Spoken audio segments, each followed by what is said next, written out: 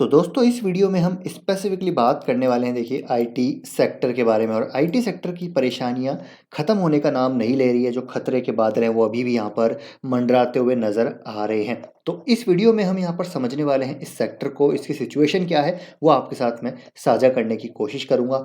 और देखिए यहाँ पर कुछ बड़ी अपडेट्स भी हैं, कुछ बड़े यहाँ पर जो है डेवलपमेंट्स हैं इस सेक्टर को लेकर। उसका क्या यहाँ पर इम्पैक्ट होगा इंडियन आईटी सर्विसेज कंपनीज पे वो हम समझेंगे।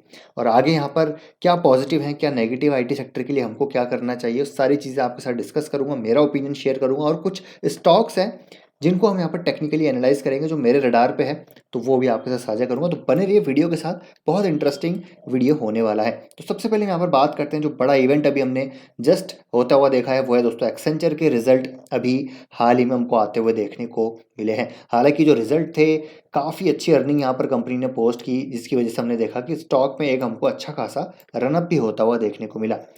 लेकिन यहाँ पर जो इश्यूज हैं वो गाइडेंस को लेकर अभी हो रहे हैं। देखिए जो कंपनी ने अपनी गाइडेंस है वो ट्रिम कर दी है, चाहे मैं रेवेन्यू ग्रोथ की बात करूँ या फिर ईपीएस ग्रोथ की बात करूँ। दोनों ही फ्रंट पे, दोनों ही मैट्रिक्स पे यहाँ पर गाइडेंस को डाउन किया है, क्योंकि कंपनी भी यहाँ पर समझ रही है कि जो आने वाले क्वार्टर्स हैं, आगे आने वाले कुछ समय है, वहाँ पर डिमांड जो है पिकअप होती हुई अभी तो देखने में नहीं मिल रही है। तो इसकी वजह से इन्होंने यहाँ पर ग्रोथ गाइडेंस यहाँ पर कम कर दी है। हालांकि देखिए अभी भी यहाँ पर इन्फ्लेशन की समस्या है, इंटरेस्ट रेट हाइक अभी भी यहाँ पर नहीं रुक रही है, तो उसकी वजह से सारी समस्याएं आईटी सेक्टर को फेस करनी पड़ रही हैं। और इसकी वजह से यहाँ पर देखिए बहुत बड़ा यहाँ पर अनाउंसमेंट एक्सेंचर ने किया। इन्होंने बोला कि 19,000 यहाँ पर वो जॉब्स कट करने वाले हैं। तो बड़ा एक ले ऑफ हमको होता हुआ देखने को मिल रहा है एक्सेंचर से।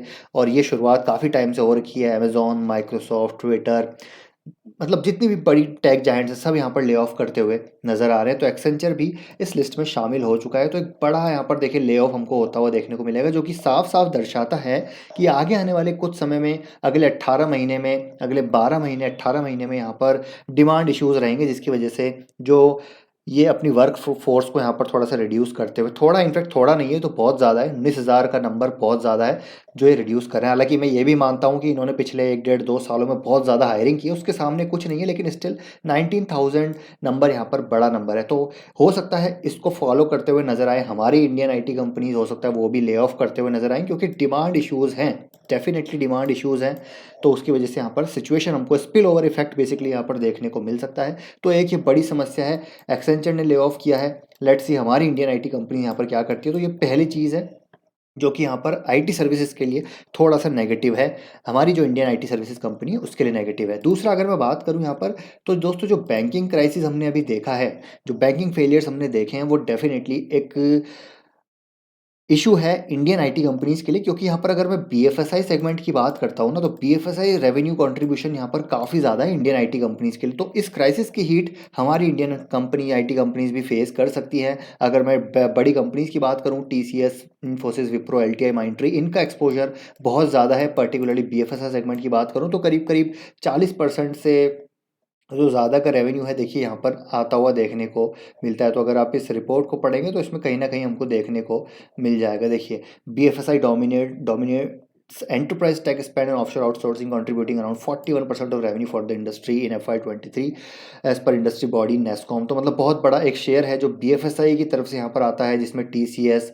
का 31 है, ठीक है, इन्फोसिस का 29 है, एचसीएल टेक का 20 है, टेक महिंद्रा का सबसे कम है, लेकिन स्टिल काफ़ी बड़ा रेवेन्यू आता है। तो अगर वहाँ पर बैंकिंग क्राइसिस होगा, कोई बैंक फेलियर होता है, तो कहीं ना कहीं रेवेन्यू रिडक्शन होता हुआ हमको देखने को मिल सकता है। तो अगेन एक आईटी कंपनीज के लिए नेगेटिव डेफिनेटली होता हुआ देखने को मिल सकता है। तो ये दो बड़े कारण हैं। एक तीसरा कारण है जो मुझे लग रहा है चैट जीपीटी, ये जो अभी एआई वॉर चल रहा है, चैट जीपीटी, चाहे मैं बार्ड की बात करूं, यहाँ पर भी कहीं ना कहीं से कंपटीशन आता हुआ नजर आ सकता है। हालांकि ये काफ़ी मतलब एक इनिशियल स्टेज पे है, ये इसको अभी यहाँ पर कुछ भी कंक्लूड नहीं किया जा सकता। आने वाले समय में किस प्रकार का डेवलपमेंट होगा, इंडियन कंपनीज किस प्रकार से इसको इंटीग्रेट करेंगी, ये तो आने वाले समय में पता चलेगा। लेकिन डेफिनेटली एक ये बड़ा अभी डिस्कशन का मुद्दा बनता हुआ नज़र आ रहा है इंडस्ट्री में। तो ये तीन बड़े कारण हैं जिसकी वजह से आईटी कंपनीज थोड़ा सा प्रेशर में आ रही है। और इनफैक्ट जो पहले दो कारण हैं वही बड़े कारण हैं।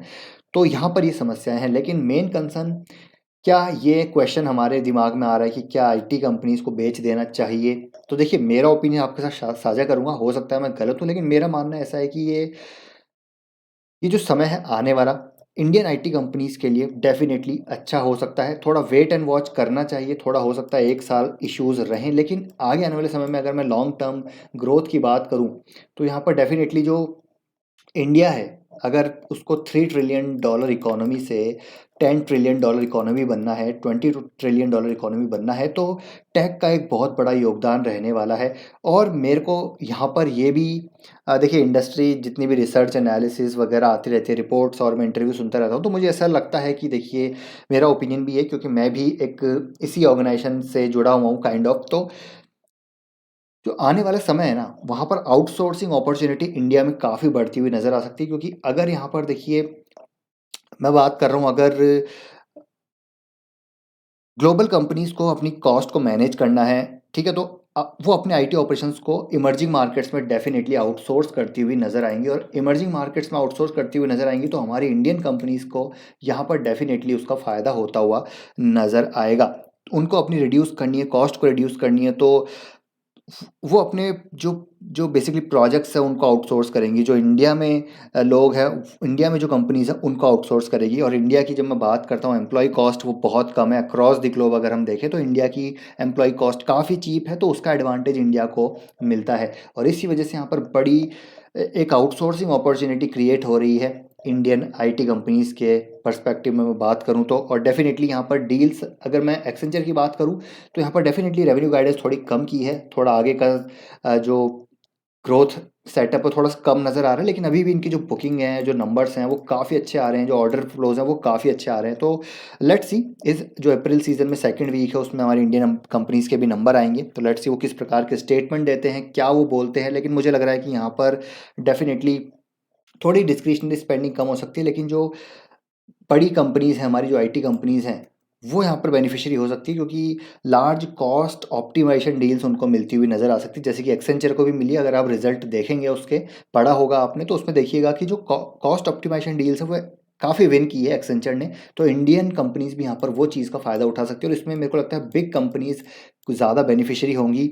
और हालांकि थोड़ा हो सकता है कि डील, जो नई डील साइनिंग्स हो उसमें डीले हो, जो डील कन्वर्जन्स हैं उसमें डीले हो, जिसकी वजह से revenue might get impacted in the coming quarters. But still ये एक मेरे ख्याल से साइकिल है, इंडियन आईटी अभी एक डाउन साइकिल में चल रहा है, और डाउन साइकिल में ही मुझे लगता है कि अच्छी अपॉर्चुनिटी है अच्छी कंपनीज को बाय करने का। तो निफ्टी आईटी की बात की जाए इंडेक्स लेवल पे, तो एक अच्छे सपोर्ट पे आने वाला है। इंडेक्स लेवल प्राइसिंग की मैं बात करूँ तो देखिए, इंडेक्स अच्छे सपोर्ट पे आने वाला है, तो मुझे लगता है यहाँ पर big companies Infosys, TCS, HCL tech, LTI, Mindtree जैसी कंपनीज को बाय करना चाहिए। थोड़े थोड़े चंक में धीरे धीरे आपको एक्यूमुलेट करना चाहिए, क्योंकि अगर आपका नज़रिया 3 से 5 साल का है, 10 साल का है, तो मेरे ख्याल से आईटी कंपनीज कहीं नहीं जाने वाली। यहाँ पर एक long term growth story intact नज़र आती है। जी हाँ, तो इंटैक्ट, मेरा ओपिनियन है इंटैक्ट नज़र आती है, क्योंकि टेक का एक बहुत बड़ा योगदान रहने वाला है ग्रोथ में, इंडियन इकोनॉमी की ग्रोथ में अक्रॉस ग्लोब। अगर मैं बात करूं, तो यहाँ पर डेफिनेटली टेक का एक बहुत बड़ा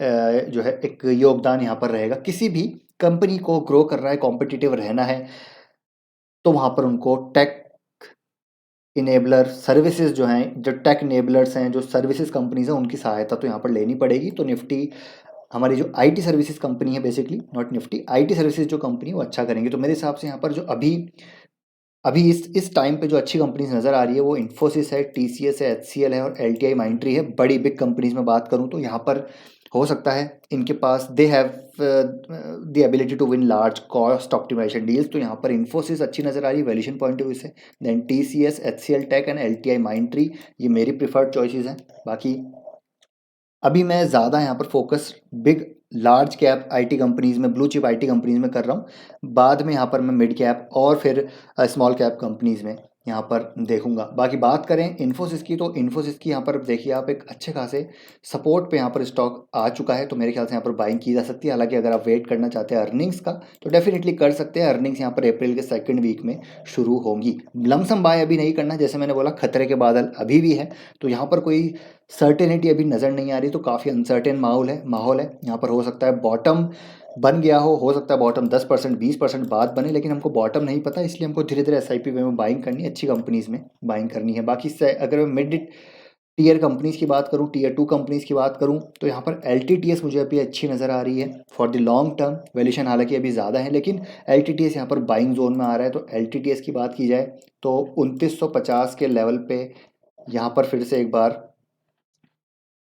बाइंग डेवलप हो सकती है। 2950 के आसपास ये स्टॉक आता हुआ फिर से देखने को मिल सकता है।